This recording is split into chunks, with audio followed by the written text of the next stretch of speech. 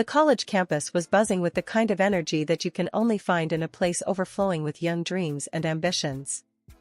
That's where I met Ethan. We were both gunning for the same scholarship, the kind that not only covered tuition but also bragging rights. It was big, it was what every nerd in our batch was after. And boy, did we clash over it. Seriously, Ethan? You think you can outdo me on the thesis? Dream on. I'd scoff at him across the library, my eyes barely lifting from my laptop. He'd just grin, that annoyingly confident smirk that drove me nuts. Ava, I'll see you at the finish line. Better bring your A game. We were both stubborn as hell, each convinced we were the rightful winner of that grant. Our debates got so heated, sometimes I thought we'd end up setting the lecture halls on fire with our arguments. Your argument on the economic theories is so half-baked, I could serve it for breakfast, Ethan once told me during a mock debate. The class had erupted in laughter, and I could feel my cheeks burning, not just from embarrassment but from the raging fire to prove him wrong. Oh, please, your so-called innovative perspective is just recycled trash. Heard it all before, Ethan, I shot back, not missing a beat. It wasn't just about the scholarship, it was a battle of wits, pride, and, unbeknownst to us at the time, a budding attraction that neither of us wanted to admit. Our rivalry was the talk of the campus. We were always at each other's throats, challenging one another to do better, be smarter. But as the final decision on the grant neared, something shifted between us. Maybe it was the late-night study sessions that ended in shared coffee breaks, or the way we'd inadvertently learn more about each other's lives beyond the books. You know, for a smartass, you're not that bad, I found myself saying one night as we left the library together, the campus quiet around us. Ethan chuckled, shoving his hands in his pockets. Look who's talking. I've seen you help the freshmen with their assignments. Not the heartless competitor everyone thinks. It was strange, this new dynamic. Our banter softened, tinged with a reluctant respect that slowly melted into something warmer. When the day of the scholarship announcement came, we sat next to each other, an unspoken truce between us. May the best man, or woman, win, Ethan whispered, his hand brushing mine. I remember the rush of emotions when they called my name. But what stood out more was the genuine smile on Ethan's face. Guess you were the best man after all, he said, his laughter mingling with mine. From that day forward, our relationship took a new turn. We were still competitive, but it was different. We challenged each other to be better, supported each other's dreams.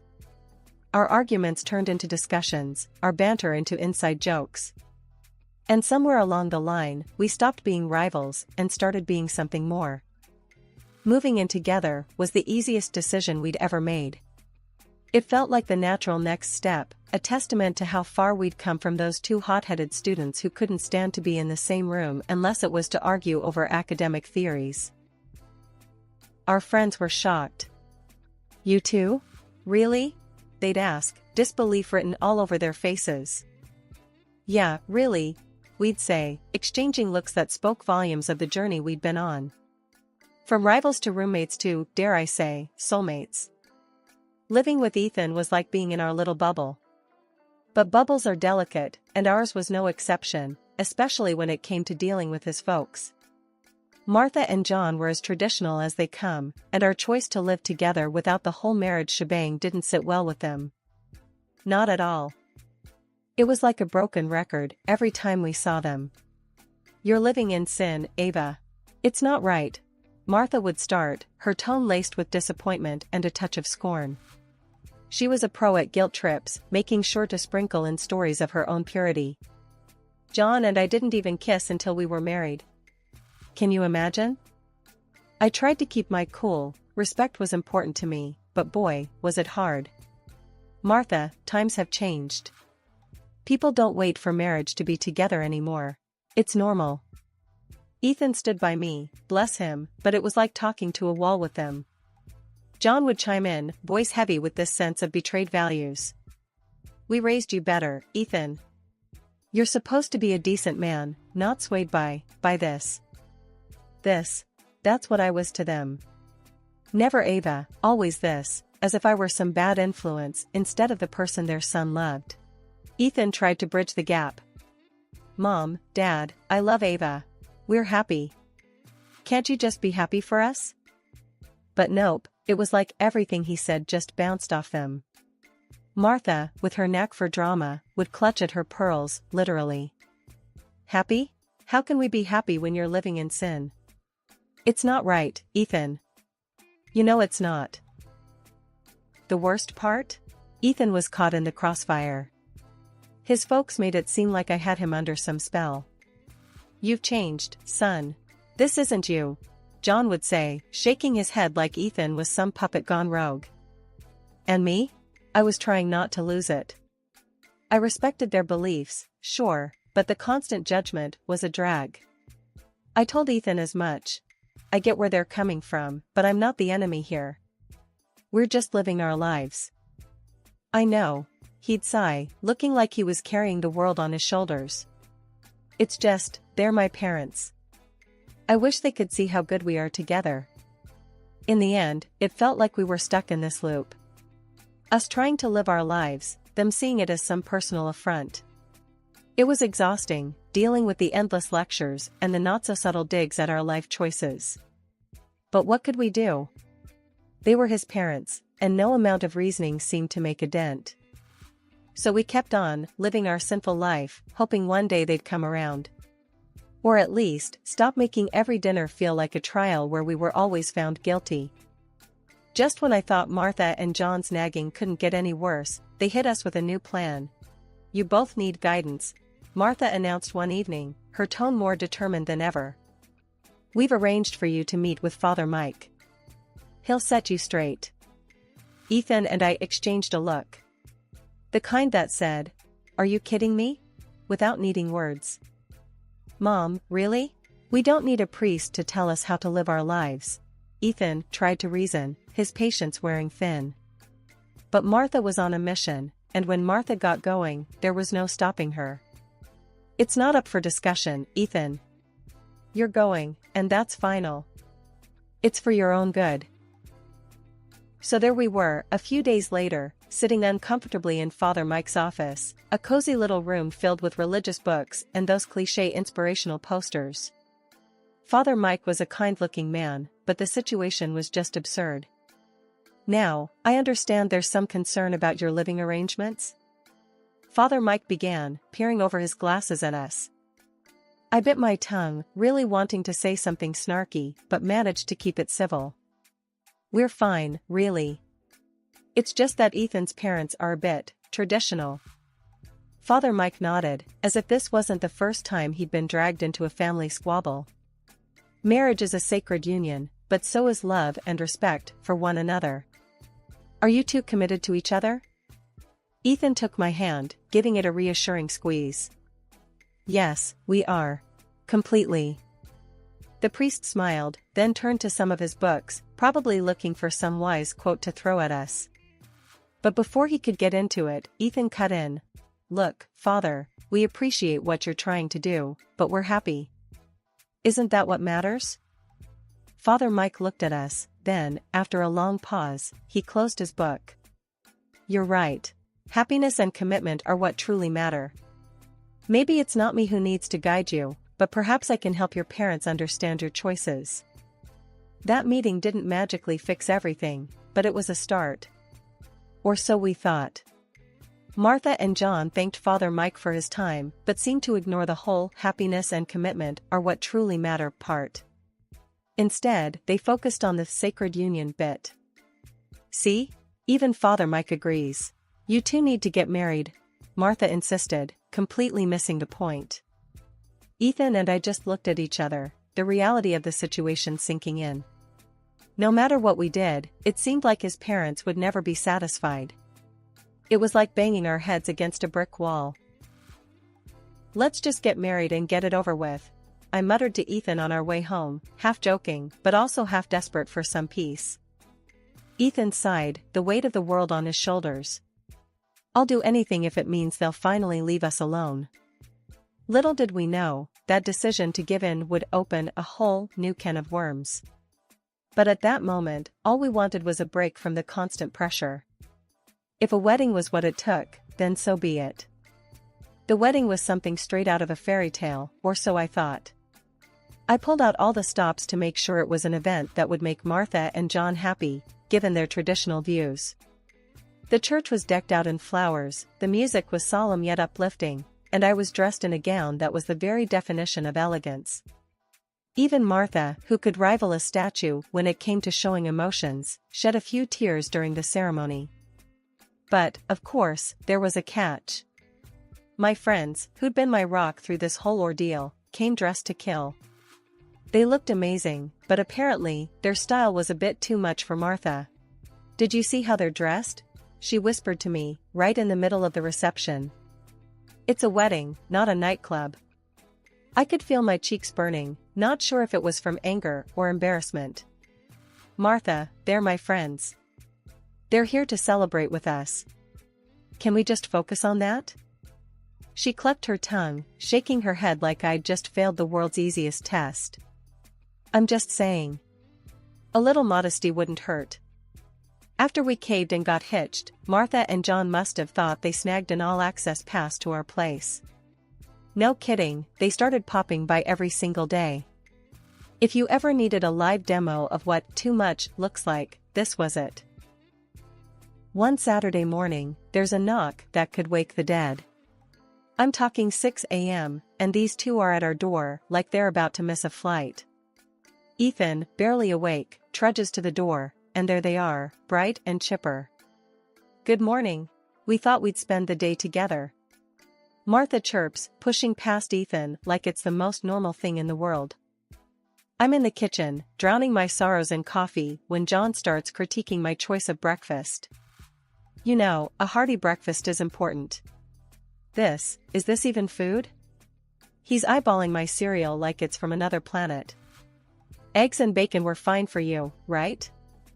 I mutter under my breath, not in the mood to start my day off with a lecture on nutritional values. Then, Martha, bless her heart, decides to give me a rundown on cleanliness. "Ava, dear, have you considered organizing your cupboards a bit more? And maybe using some coasters? Water rings on the table are such an eyesore." I'm biting my tongue so hard it's a miracle I still have it. Ethan sees me clenching my fists and jumps in. "Mom, Dad, you know, we really appreciate your visits, but maybe we could do with a bit of space?" You'd think he'd ask them to move to Mars by the looks on their faces. "Space? But we're family. We just want to be close to you too," John says, utterly baffled by the concept of personal boundaries. Martha's on the verge of tears now, playing the guilt card like a pro. "Do you not want us here? After everything we've done for you?" It's like walking on eggshells. You try to set some ground rules, and suddenly you're the villain in their soap opera. I hit my breaking point on a Thursday evening, the kind that started with the same old surprise visit from Martha and John and ended with me locking myself in the bathroom, just to get a minute of peace. "This has got to stop," I muttered to Ethan as we lay in bed, the moon casting a soft glow through our window. "Your folks are driving me nuts. It's like we're living in a reality show, but there's no escaping the cameras." Ethan, looking as worn out as I felt, let out a long sigh. "I know, babe. It's getting to me too. What do we do, though? They're my parents." But this is our home. We can't keep living like this," I shot back, my frustration bubbling over. "We need space. Real space. Maybe we should move. Like, actually move." Ethan propped himself up on one elbow, eyeing me like I'd just suggested we join the circus. "Move? Like, pack up everything and just go?" "Why not?" I was half serious, half desperate. "Your parents can't drop by if we're not here, right?" The idea seemed radical, even to me, but the more we talked about it, the less crazy it seemed. We started to imagine a life where dinner wasn't interrupted by unannounced visits or our weekends weren't planned around avoiding his parents. "Okay, let's say we do this. Where would we go?" Ethan asked, the gears in his head turning. "I don't know. Somewhere close enough to keep our jobs but far enough that it's not just a hop, skip, and a jump for your mom and dad, I suggested, warming to the idea. The decision felt right, almost liberating. We started house hunting online, looking for a place that could be our fresh start, far away from unannounced morning visits and constant criticism. It wasn't long before we found it, a cozy little house in a neighboring city. It was perfect, and the best part? I could buy it with the money I'd inherited from my grandmother. This wasn't just a new house, it was a statement. My money, my rules. A fresh slate on our terms. They're going to flip, Ethan said, dreading the conversation. Mom's going to think we're abandoning them. Maybe, I conceded, but we're not doing this to hurt them. We're doing it for us, for our sanity. They'll just have to understand. The conversation went as well as we'd feared. There were tears, accusations, and a lot of guilt being thrown around. But we stood our ground, knowing this was the right move for us. We did it, I said to Ethan as we signed the papers, the weight of the world lifting off our shoulders. The move was hectic, filled with boxes and goodbyes and the promise of peace. We kept our jobs, commuting a bit further than before, but every mile was worth it for the tranquility that greeted us at the end of the day. Our new life in the neighboring city was everything we'd hoped for. We fell back into our old rhythms, enjoying the quiet and the privacy we'd missed so much. The in-laws? We kept in touch through the internet, a safe buffer that allowed us to control the narrative and the visits. It was a compromise, but a necessary one. Our calls were polite, the conversations brief and infrequent, but it was enough to keep the peace. Just when Ethan and I thought we'd found our slice of peace in the new city, life decided to throw us a curveball. It was a quiet Sunday morning, the kind where you just want to laze around and enjoy the calm. That's when the doorbell rang, shattering the silence. Who could that be? I murmured, not expecting anyone. We weren't exactly social butterflies, especially not here, not yet. Ethan shrugged, equally puzzled, and strolled over to the door. When he opened it, his puzzled look morphed into outright disbelief. There, on our doorstep, stood Martha and John, each with a suitcase bigger than the last time they'd criticized our breakfast choices. Surprise! Martha exclaimed, her smile wide enough to split her face. John just nodded, his usual taciturn self, but even he seemed to wear a small grin. How did you? Why? Ethan's eloquence was gone, replaced by staccato confusion. We've decided to move in. Martha declared as if announcing they'd won the lottery. It's time we all lived together, as a family should. My mind raced. This had to be a joke, a very bad one. Move in? With us? I echoed, hoping I'd misunderstood. Yes, dear. We sold our house. We're here to stay, Martha said, pushing past Ethan, making herself at home as if she hadn't just dropped a bombshell on our doorstep. Ethan and I exchanged a look of sheer panic. You can't just decide to move in with us, I managed to say, finally finding his voice. Martha and John weren't just shocked at our refusal, they were outraged. You can't possibly expect us to leave. We're family, and this house, it's as much our son's as it is yours, Martha asserted, her voice a mix of indignation and disbelief. John, usually more reserved, joined in with a surprising fierceness. Exactly. Ethan's our son, and you're living here, thanks to him. You're just a freeloader, making decisions that aren't yours to make. I could barely contain my laughter, not because it was funny, but because of the sheer audacity. Ethan's face was a picture of shock, turning to me with wide eyes as if to say, "Are they serious?"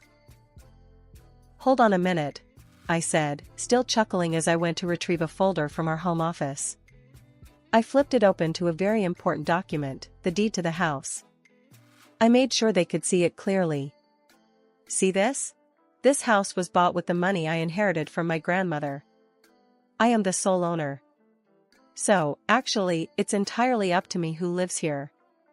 And you, I pointed squarely at Martha and John, are not staying. Martha's mouth opened and closed like a fish out of water, while John's face turned a shade of red I hadn't seen before. Ethan stepped beside me, a proud yet stern look on his face. You heard her. Ava bought this house. Not me, not us, Ava. And we've decided together that moving in uninvited isn't an option. After I dropped the bombshell about owning the house, Martha tried to play her final card, all but declaring squatters' rights on account of Ethan living with me. He's our son. We have every right to be wherever he is. We're family, and that means we stay together, she announced, puffing up like a peacock. I couldn't help it, a laugh escaped me before I could clamp it down. This was it, the moment I'd been keeping close to the chest for just such an occasion. Well, here's a fun fact for you, I said, the smile on my face growing wider by the second. Ethan and I? We're not actually married. Not legally, anyway. The wedding was for show, to get you off our backs about living in sin. The look on Martha and John's faces? Priceless. Like they'd swallowed lemons whole. What do you mean not married? That whole ceremony. Martha's voice trailed off, her brain unable to compute. Yep, a ceremony without the paperwork. So, technically, you're not my in-laws. And this, I gestured around, is my house. Ethan's just living with me. My rules, my decision who stays and who goes. John's face went through 50 shades of red, anger, and embarrassment battling for dominance. You can't just, that's not how things are done. Ethan stepped up then, his tone steady but firm. Mom, Dad, I love Ava. And I'm tired, so tired, of the way you've treated us, her especially. We did what we had to live our lives on our terms. It's time you went home. Martha, not one to go down without a fight, turned her frustration into a weapon. Ethan, you listen here. You're going to leave this woman and come with us. She's tricked you, manipulated you. But Ethan was unmovable, a rock in the storm. No, Mom. I'm staying. With Ava. I love her, even if we're not married by your standards. It's my life, our life, and it's time you respected that. The standoff in our living room was tense, a silent battle of wills. But in the end, Martha and John had no choice but to leave, their departure a mix of rage and disbelief. As the door closed behind them, the silence that settled was profound, a mix of relief and the sobering realization of the bridge we'd just burned. Ethan and I looked at each other, a single thought between us, no matter what, we were in this together. After Martha and John huffed out of our place, tails between their legs, word got around through the grapevine that their big move was all a bluff. They never sold their house, it was just a ploy to muscle in on us, thinking they could pull one over and make themselves comfy at our expense. Can you believe that? The nerve of some people. But hey, here we are, still in our own little slice of heaven, shaking our heads at the whole mess. Can you imagine if they actually had sold their house? I said to Ethan one evening, the two of us sprawled out on the couch, enjoying the peace and quiet. Ethan chuckled, a deep, hearty sound that filled the room. That would have been a disaster. Good thing they're too attached to their precious home to actually go through with it. We got to talking about the future, just the two of us, figuring out where we go from here. So, what do you think about making it official, after we, if we're lucky enough to have a kid? Ethan asked, a bit hesitantly. I thought about it, turning the idea over in my mind. I guess. Might make things simpler, paperwork-wise. But I don't need a piece of paper to tell me I'm yours. Yes, I feel the same. It's just us, Ava. Always has been, always will be. Screw anyone who thinks they can dictate how we live our lives, Ethan said, his voice firm with conviction. It was settled then. We'd cross that bridge when we came to it, but for now, we were content. Just Ava and Ethan against the world, no legal documents needed to validate what we had. Our love was the real deal, stamps in the passports or not. And as the days turned into weeks, and the weeks into months, that feeling of us against the world only grew stronger. We were a team, and nothing, not even sneaky in-laws with their bizarre schemes, could tear us apart. As for Martha and John, well, they kept their distance. Maybe they learned their lesson, maybe not. But one thing was for sure, Ethan and I were untouchable, living our lives on our own terms, in our own time. The future looked bright from where we were sitting, a blank canvas ready to be filled with love, laughter, and maybe, just maybe, the pitter-patter of tiny feet. But until then, we were just fine enjoying the peace, thankful for every quiet moment we had together in our little sanctuary. Alright, everyone's presentations are done. Nick, the manager, said as he tried to move the discussion forward. Excuse me, I haven't. I recently found out something. Nick interrupted me and began to speak. There's apparently someone in this department who didn't graduate high school and is just a part-timer. Meetings should be for employees only. Absolutely right. His lackey, Mike, of course, agreed with Nick. I'm leaving. After leaving the meeting room, I started to shut down my computer. I noticed that an email had arrived, not in my personal inbox, but in the company's shared email. Thinking, there's no point in speaking up, no one will listen, I went home quietly. The next day, I heard a commotion from Nick's desk. He was staring at his computer screen, his face pale. Nick? Is something wrong? Mike looked at the screen with him. And he turned even paler than Nick. Why is he so angry? Knowing the reason for Mike's distress, I thought to myself, serves them right. My name is Adam. My mother passed away when I was in the 9th grade, and I was raised by my father. Well, you could hardly call it being raised. After my mother passed, my father changed. He drowned his sorrows in alcohol, and though he still went to work, he squandered our living expenses on horse racing. Because of that, I had to start working part-time as soon as I entered high school. Every month, I went to the convenience store with bills in hand that couldn't be auto-deducted from my father's account. Even though I endured it because I didn't want to be alone, I reached my limit in my second year of high school and dropped out. I found a live-in job at a distant inn. Thank you for everything. The day I left home, my father, still staring at the TV, spoke. Take care. That was our last conversation. Back then, 18 wasn't the age of majority, so I needed my father's permission to work, and I couldn't hide my place of employment. Yet, my father never visited me even once. I kept working just to survive, and before I knew it, I was 42. Years of hard work paid off, and I was transferred to the headquarters. I was thrilled to be recognized by the company, as I thought I'd be working in the field until retirement due to my lack of formal education. Listen up. Our work can change the future of our employees. Don't drag us down. On my first day after the transfer, Nick, dressed in an expensive suit, spoke sternly. There was a reason for this. Our inn was located in a prominent tourist destination, known so well that everyone in the state could sing its commercial jingle. At its peak, we had 5 locations within the state. But that was long ago. Due to financial difficulties and aging facilities, only the place where I had worked for many years and the original establishment remained. I was prepared to lose my job anytime, but now there was a glimmer of hope. With the rise of social media, the tourist area where the inn was located started gaining attention again. Depending on how hard the sales department, where I was transferred, worked, we could either thrive or be forced to give up this prime location to the new hotel chains continuously popping up.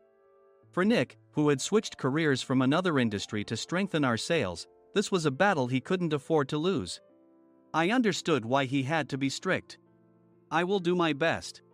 Nick sneered at my enthusiastic declaration. Did you not hear what I said? I'm sorry. I thought I was listening carefully. Out of habit from years of customer service, I apologized reflexively, though I had no idea what had offended him. Someone was watching me with a smirk. In this department, there are those who are expected to excel and those who have been shoved here because they have nowhere else to go. You are the latter. It was Mike, the section chief. He's 7 years younger, at 35. But he was called to headquarters much earlier than I was and had been moving around within the headquarters ever since. I'm not jealous, but I can't accept that he's my boss. Graduating from a prestigious university, he has an unusually high pride and caused many problems as a newbie, making things very difficult for me when I was the front desk leader. When I found out Mike was transferred to the sales department a month before me, I was disheartened. Mike is right. With just a middle school diploma, there's not much you can do. Don't even think about achieving results. As if I didn't exist, Nick remarked, I'm thirsty. Mike eagerly ran to the coffee maker. It seems Mike is Nick's lackey. I regretted being happy about my transfer to headquarters, wishing I had stayed on site forever. Send a direct mail to every company on this list by the end of the day. Nick only assigned me tasks that even a new graduate could handle. What? There are over 1,000 companies. You want me to send to all of them by today? Yes, if you and your fellow misfits split the work, even those with nowhere else to go should finish by today. I glanced at the employees typing away expressionlessly. They were worn out from customer service, only thinking about leaving on time, or were women reassigned after having children. With zero motivation for work. Even Sam, a new graduate from the same university as Mike, who was supposed to be among the expected achievers, had no enthusiasm for the job. Having joined the company wanting to do customer service. I don't care what they say, I plan to quit any time, he said. Only Nick and Mike were highly motivated, making all the decisions between the two of them. I originally only wanted to work at the inn to survive and had no particular attachment to this job. I swallowed my words, thinking I had no right to reprimand them. About a month after the transfer, Nick told us with a frustrated look. To commemorate the 50th anniversary, we've decided to create a plan exclusive for one group per day. Originally, Mike and I were supposed to come up with it, but our president, Mr. Thompson, insists on hearing everyone's opinions. So, you all get a chance. As Nick explained, Mike began handing out prints. Make sure not to embarrass Nick. If your ideas are half-baked, you'll have to redo them. It seemed that they had printed his handwritten notes by Mr. Thompson, which included several questions and a section for free responses. It made sense why Nick had to seek our input, given that all responses had to be submitted to Mr. Thompson. We were given a week to think about it, and a meeting was scheduled to compile our ideas. My plan is to let guests enjoy both the old and modern America. Nick began the presentations. Guests would watch a master confectioner at a nearby traditional sweet shop make sweets in front of them. The welcome drink would be premium tea in a bottle. Nick's plan was certainly attractive. After his presentation, Nick called on us to present in the order we were seated. Just as I stood up for my turn. All right, everyone's presentations are done. Excuse me, I haven't. I recently found out something. Nick interrupted me. There's someone in this department who didn't graduate high school and is just a part-timer. He was likely talking about me. I joined the company as a part-timer and was made a full-time employee when I turned 20. That was 20 years ago, so Nick and Mike probably had no chance to know until recently. Meetings should be for employees only. Absolutely right. After that, Nick kept creating opportunities to solicit everyone's opinions, purposefully excluding me from speaking. The meeting unexpectedly heated up and went past the scheduled end time. A few people asked to leave, and the discussion continued with the remaining few. Still here? Normally, you'd leave in that situation. Though I had no attachment to the job initially, hearing kind words from customers made me want to make them happier. For someone like me, with nowhere to go, the inn was my home and customer service was my life. I felt pathetic about my current self. I'm leaving. I left the conference room and started shutting down my computer. I noticed an email had arrived, not in my personal inbox, but in the company's shared email. Thinking no one would listen to what I had to say anyway, I quietly went home. The next day, while preparing the DM as instructed, I heard a commotion from Nick's desk. In his haste to stand up, he hit his knee on the desk. He stared at his computer screen, his face pale. Nick! What's wrong? Mike, thinking he should be the first to rush over, approached Nick while still wearing his coat. He peered at the screen with Nick. And he turned even paler than Nick. Why is he so angry? Who is responsible for this company? Nick, more irritated than ever, asked, and Mike answered without checking. Probably Sam. Sam wasn't there because he was attending a morning training session for new hires. Nick gave up on getting angry and returned his gaze to the screen. They were looking at an email that arrived right after the end of the working day yesterday. Apparently, no one, including me, had checked it before leaving. The email was from a large company that used us for their annual employee trips. The president and executives of that company also frequently used our services personally. President of the company, Mr. Mason himself had declared that neither he nor his company would ever use our services again. Well, some companies cancel their employee trips or stop using our services due to financial struggles. Let's just move on. Mike kept wiping the sweat from his forehead with a handkerchief. Knowing why Mike was so agitated, I quietly watched their interaction. Do you know how much revenue we get from that company? We can find other guests to fill the rooms, but we'll lose the banquet costs, gift shop revenue, rental car fees, and more. Moreover, the gifts were supposed to be prepared by the traditional confectionery shop involved in Nick's proposed plan. If it's known that we incurred such a huge loss at this critical time, Nick's position in the company would be jeopardized. Nick took a deep breath, seemingly trying to calm himself. All right, Mike. Go to New York right now and apologize to Mr. Mason. What? You're coming with me, right? I have urgent work to do. I trust you, which is why I'm entrusting this to you. Please. Mike, believing Nick's sincerity, agreed with a determined look on his face, saying, yes. That's Nick for you. Even if Mike went to apologize, Nick would shift all the blame onto him if the client didn't change their mind. Well, it was Mike's fault to begin with, so it served him right. About 3 hours later, Sam answered a call from somewhere and repeatedly apologized, saying, I'm very sorry. Everyone watched to see what was happening. After ending the call, he informed Nick with a weary tone. When Mike arrived at the client's company, he only made things worse, further infuriating Mr. Mason. He was demanding, get his boss here immediately. It was no wonder Sam was exhausted, dealing with such a call right after returning from training. What is that idiot doing? All right, Adam, you're coming with me. If sacrificing Mike didn't work, then I must be next. Normally, I'd want to refuse at all costs, but I saw an opportunity in this situation. If I can be of assistance, I'd be happy to join you. I obediently followed Nick, and we flew to New York. When we introduced ourselves at the reception, it became clear how serious the situation was, as the receptionist personally escorted us to the president's office. Angry voices leaked through the door, making both Nick and me uneasy. Excuse me. I'm Nick, the supervisor. I understand my subordinate has caused you trouble, and I deeply apologize. Nick, with his experience in the corporate world, knew enough to offer an apology before excuses. However, his customer service skills left much to be desired. I sighed as I saw Mike trembling like a small dog in the corner of the room. What kind of training are you giving your subordinates? Mr. Mason glared at Nick with a red face. The intensity of his gaze made even Nick take a step back. Regrettably, I joined this company only 2 years ago and was unaware of Mike's issues. I should have identified his shortcomings sooner. Indeed.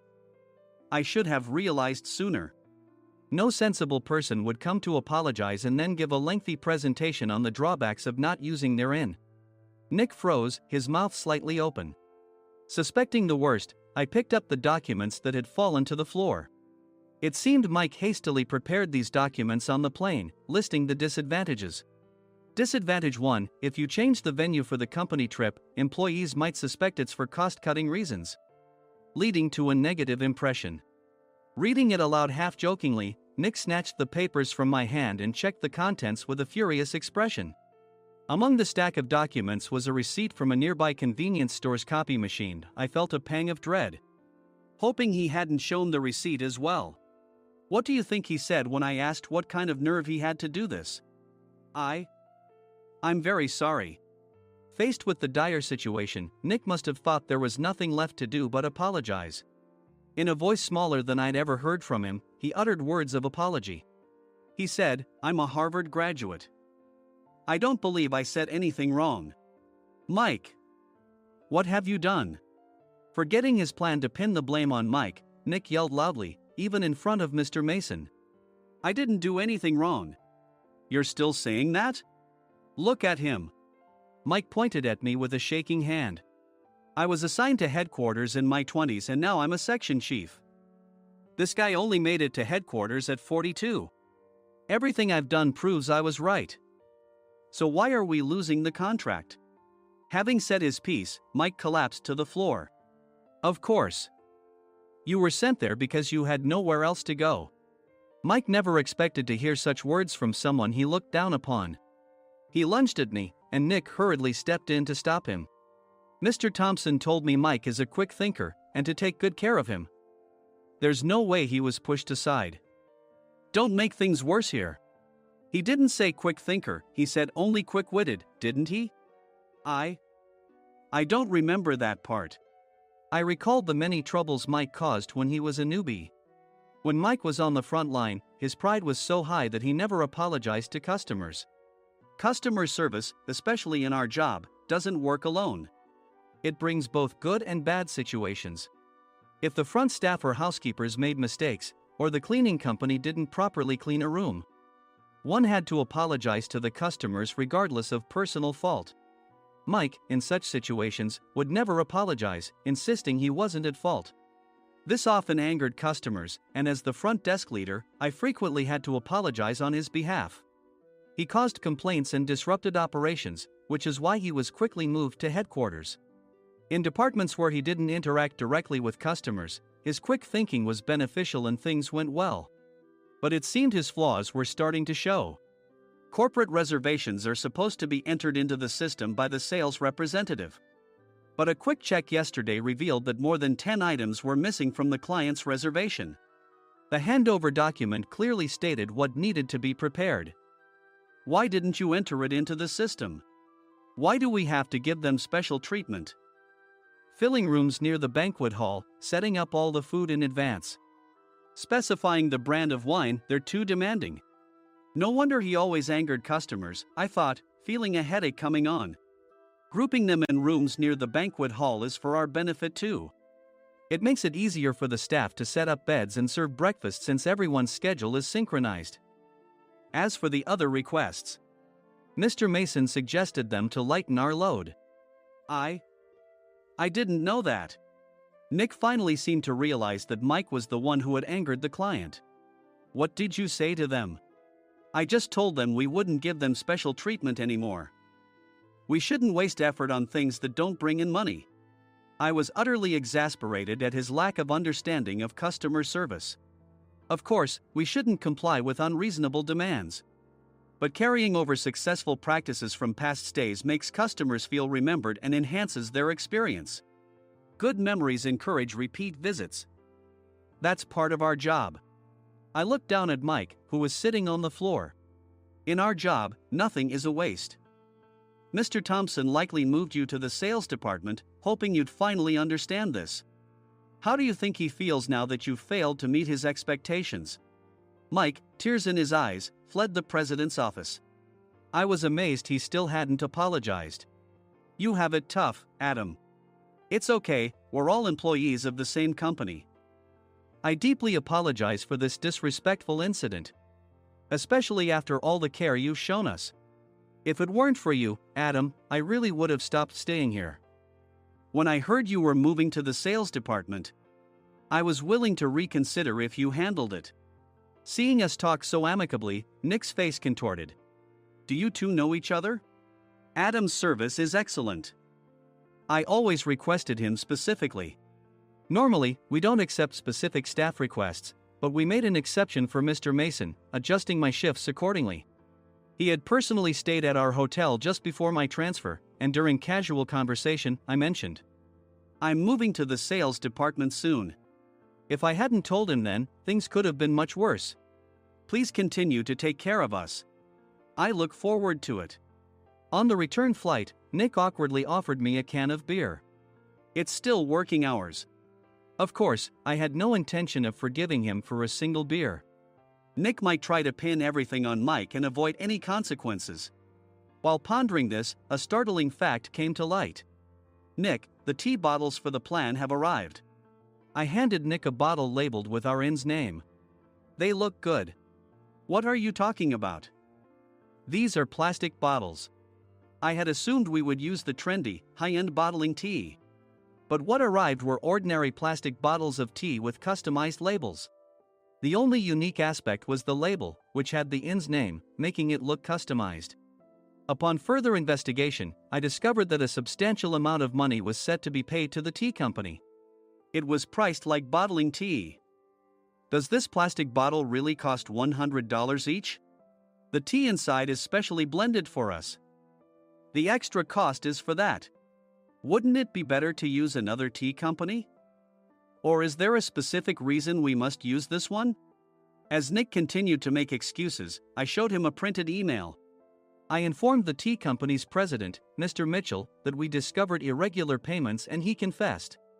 He said you two were high school classmates and planned to split the extra money. That idiot. Why did he confess? That's not important.